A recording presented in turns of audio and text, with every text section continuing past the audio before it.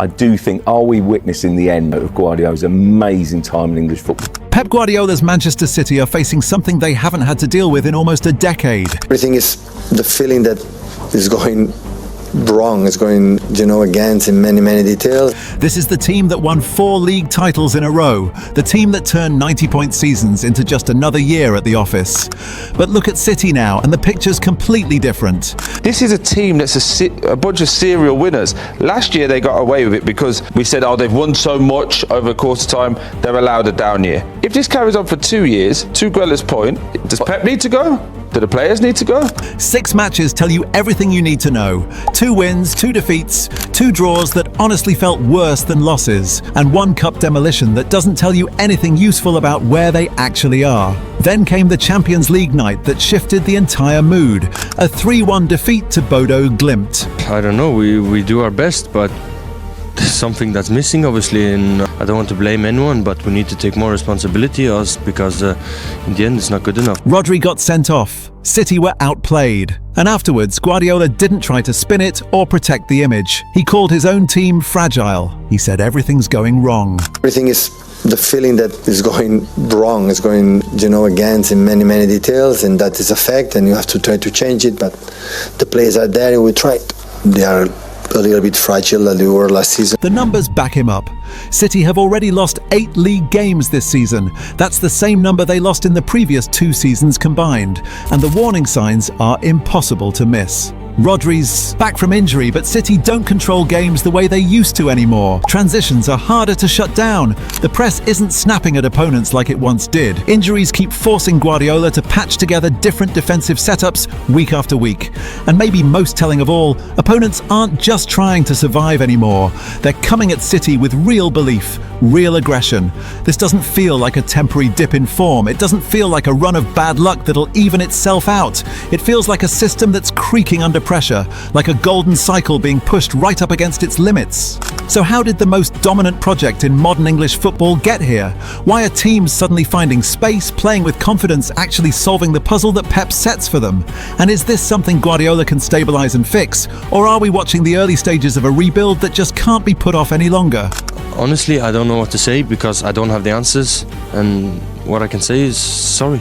This is why Pep Guardiola's Manchester City project is crumbling, and what absolutely has to change if it's going to survive.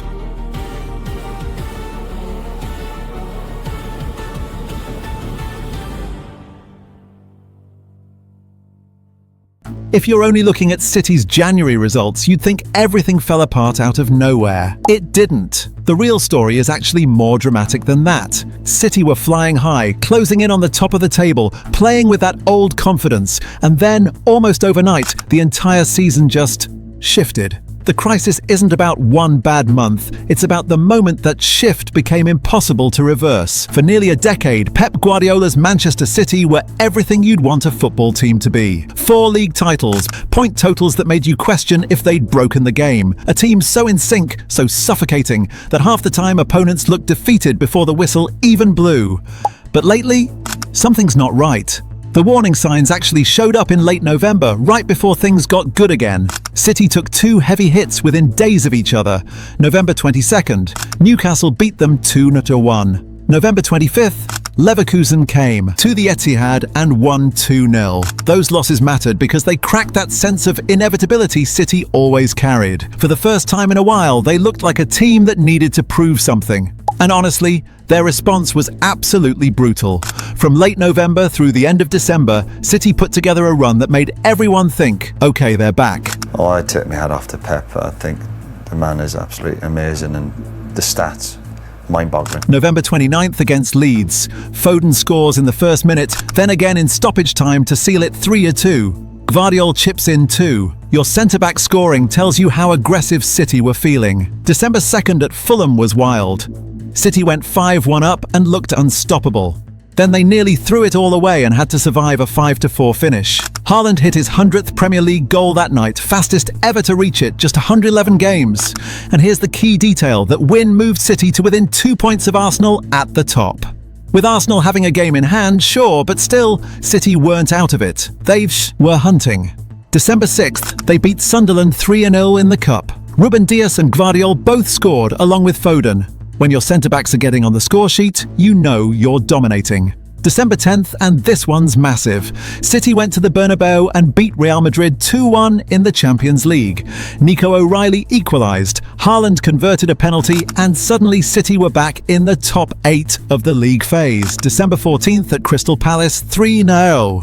Haaland with a brace, Foden again. City's own match report literally said they were closing to within 2 points at the top. December 17th, beat Brentford 2-0 in the Cup quarter-final. December 20th against West Ham 3-0. Haaland scores twice. And get this, City actually went top of the league, even if it was just for a moment. December 27th at Nottingham Forest. Another grind-it-out 2-1 win.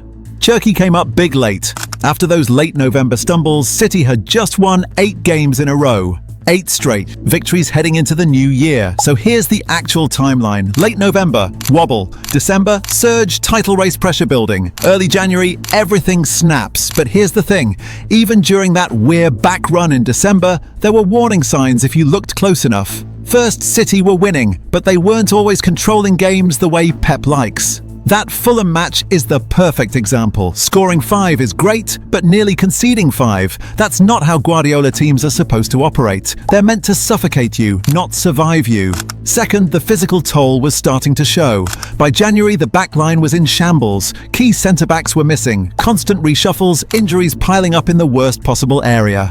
Guardiola picked up an extended absence after the Chelsea draw. Dias had hamstring issues. The continuity Pep relies on just wasn't there anymore. Put those two things together, less control plus less defensive stability, and you get the version of City that draws games they used to dominate and loses games they used to manage in their sleep.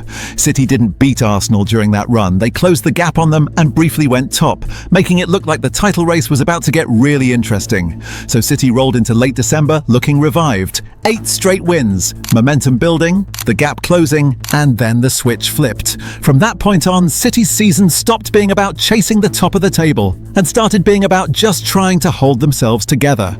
This is why people are saying City are crumbling. You don't start with tactics or formations. You start with how the season actually feels. Because City haven't just been dropping points.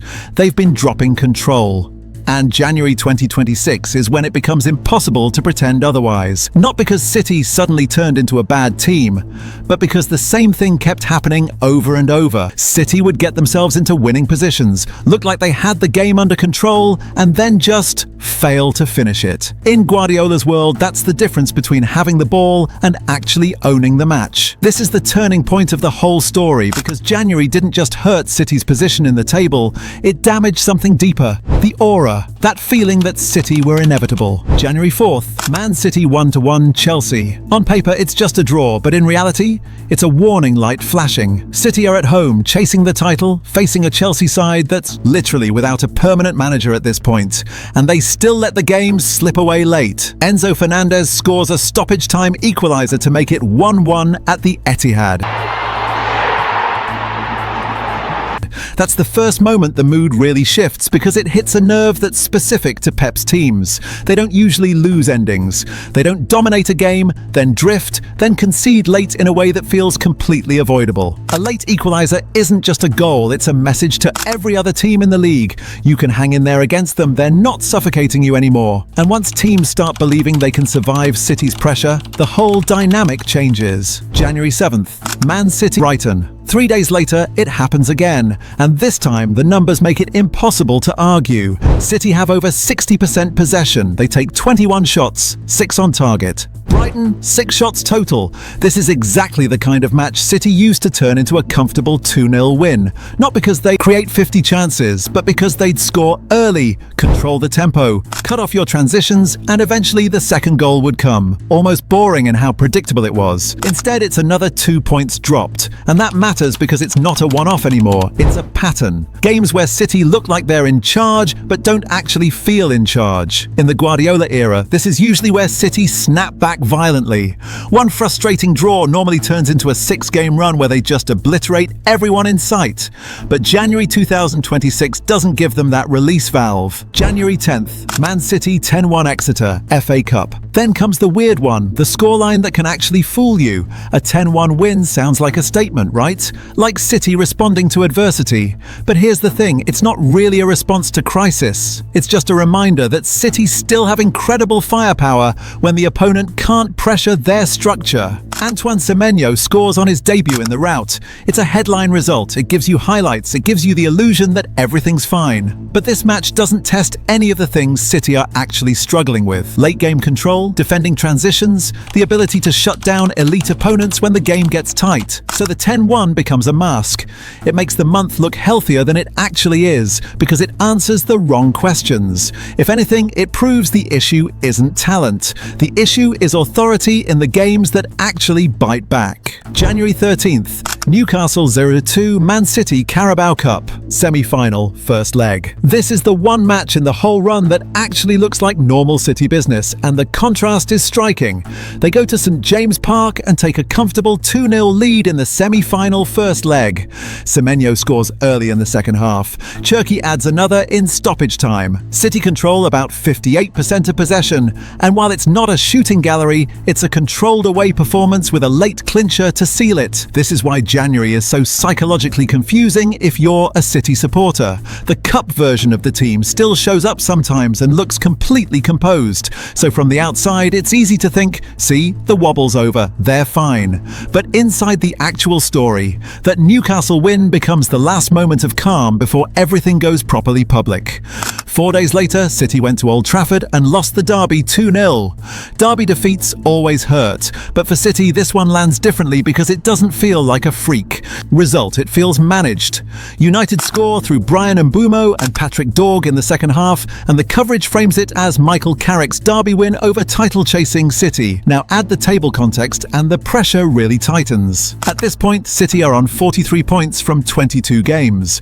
Arsenal are on 50. That 7-point gap changes how every result feels. A draw is no longer fine. A derby loss is no longer just a bump in the road. It's becoming a structural problem because Arsenal aren't waiting around for City to find their rhythm. City's season stops being about when they'll kick on. It becomes about how much damage this run will do before they can recover. And then comes the game that turns all the anxiety into full-blown crisis talk. January 20th, Bodo Glimt 3-1 Man City Champions League. This is the night the storyline goes global. City get outplayed. They struggle to create clear chances. Bodo Glimt punish them on the counter, and then it gets worse. Rodri gets sent off for 2 quick bookings in the second half. The Champions League context makes it even more urgent. City are 4th in the 36-team table with 13 points after 7 matches, with 1 game left at home against Galatasaray. That matters because they're not just losing a game. They're risking the difference between finishing in the top 8, which gives you an easier route, and dropping into the playoff chaos. This is also where the language around City completely changes. Guardiola's comments after the match aren't his usual deflections. The coverage becomes about fragility, about a feeling that everything is going wrong.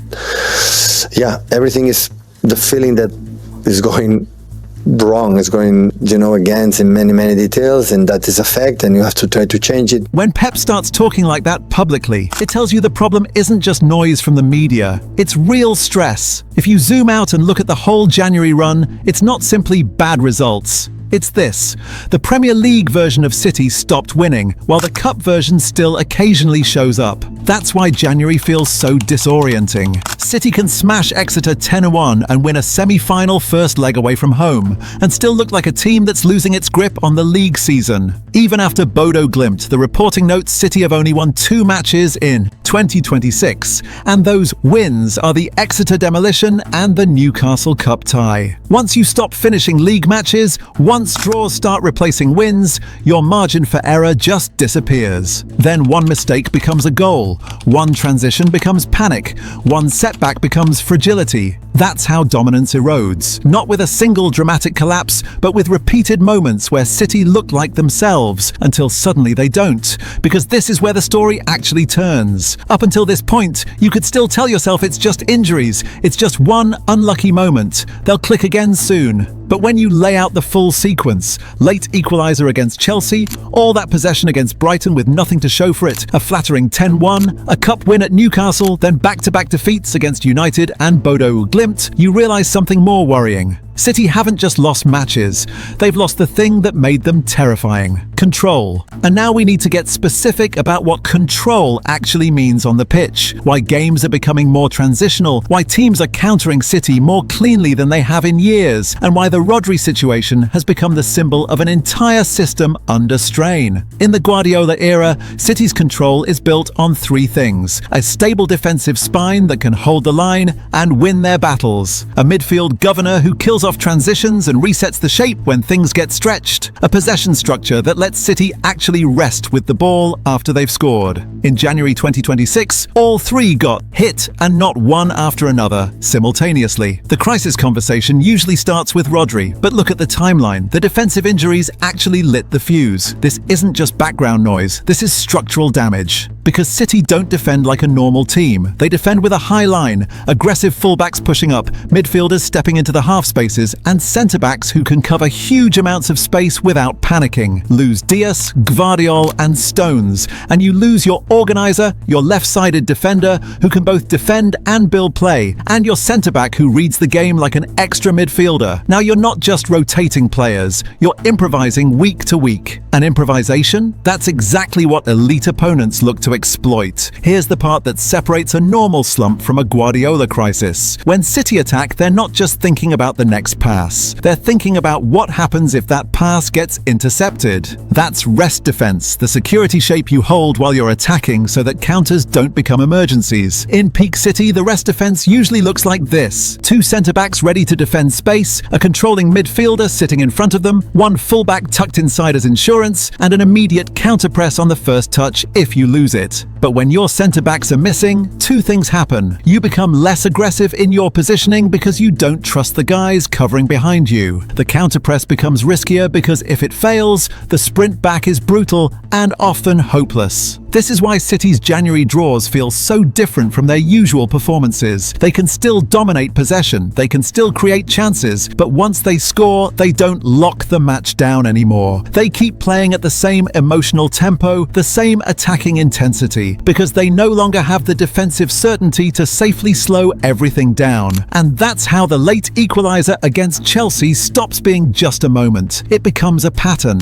Now we get to the midfield, and this is where the crumbling narrative becomes impossible to ignore. Even when City are struggling at the back, their usual escape route is simple. Fine, we'll just control midfield so thoroughly that the backline never gets exposed. That's Rodri's job. But in January 2026, Rodri becomes the symbol of the instability, not the cure for it. And the Bodo Glimt match is the proof. City get outplayed. They struggle to create anything clean. Bodo Glimt's coach sets up a game plan built entirely around hitting City on the counter at every opportunity, and it works devastatingly well. This is the key point. Teams aren't just occasionally catching City on the break anymore. They're building entire tactical plans around it, because City's rest defense and midfield protection just aren't scaring anyone right now. Then the match gets even more symbolic. City pull one back through Ray and Cherki, and for a second it feels like they might turn it around. But 2 minutes later, Rodri gets sent off after picking up two quick bookings, and any chance of a comeback dies right there. Even Haaland was basically invisible, another sign of a team losing its structural rhythm, struggling to even get the ball to their main goal scorer in dangerous positions. So the story isn't just Rodri's absent, City are bad, it's sharper than that. When City are already unstable at centre-back, Rodri becomes the one player who absolutely cannot have a chaotic night. And when he does, the whole structure collapses. This is where it gets uncomfortable. City's current squad is still packed with quality. Players like Bernardo Silva, Phil Foden,